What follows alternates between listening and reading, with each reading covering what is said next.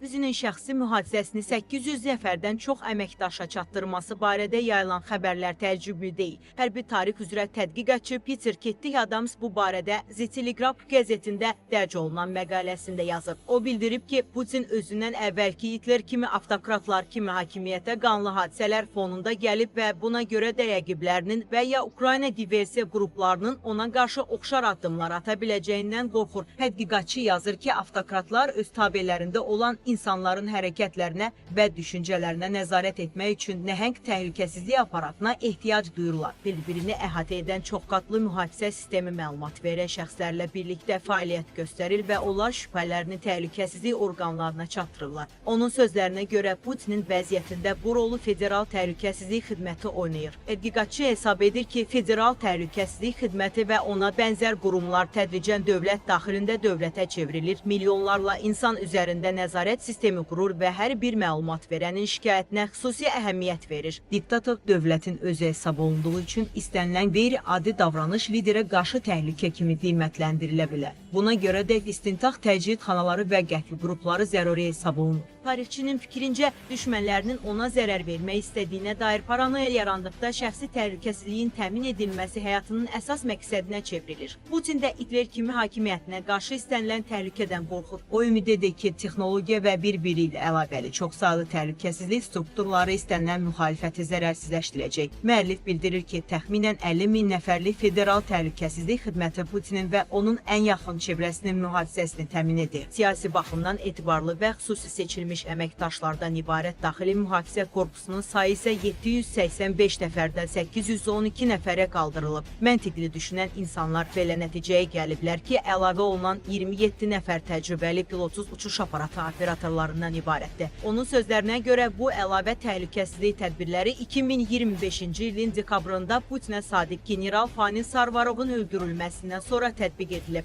Bundan dərhal sonra Putinə işləyən əməkdaşlara ictimai nəqliyyatdan istifadə etmək və mobil telefon gəzdirmək qadağan olunub. Putin yaxınlıqda olduğu zaman rabitə siqnalları mütəmadi olaraq bloklanır, əsas əməkdaşlara isə güllə keçirməz materialdan hazırlanmış çətirlər verilir. Peter Kettik Adams əlavə edir ki, hərəkətlərini daha da gizlətmək üçün Putin 12 nəfərə qədər oxşar görünüşlü şəxsdən istifadə edir. Bundan başqa Moskvada, Sankt-Peterburqda, bağ evlərində və xüsusi qatarında eyni şəkildə təchiz olunmuş bir neçə iş otağı saxlayır ki, hətta rəsmilər və jurnalistlərlə keçirilən video konferanslar zamanı belə harada olduğu müəyyən edilməsin. Müşahidə sistemləri hətta Rusiya diktatoruna xidmət edən aşpazların, fotoqrafların və cangiləllərin evlərində də quraşdırılıb. Tarixçi qeyd edir ki, aşpazların bu siyahıya daxil edilməsi maraqlıdır. Çünki Putinin ata-babası Spiridon vaxtilə Lenin və Stalin üçün aşpaz işləyib. Gənc Vladimir isə onun Sovet rəhbərləri üçün yemək hazırlaması barədə hekayələrlə böyüyüb. Putin yeməkləri əvvəlcədən yoxlayan şəxslərdən istifadə edir. Yox güman ki, bu onun rəqiblərinə qarşı zəhərdən istifadə etməsi ilə bağlı keçmiş təcrübəsindən irəli gəlir. Məqalənin sonunda tarixçi belə yazır. Hitler kimi Putin də daima ayıq-sayıq olmağa məcburdur. Halbuki onun rəqiblərinə uğur qazanmaq üçün cəmi bir dəfə cəhd etmək kifayətdir. Von Stauffenbergin çantasındakı bomba Hitlerə qarşı təşkil olunan sui-qəsdin uğura ən yaxın olduğu məqam idi. Lakin bunun nəticəsində Führer sığınacaqlarda gizlənən reallıq hissini yitirmiş qoca adama çevrildi və 9 ay sonra həmin sığınacaqlardan birində öldü.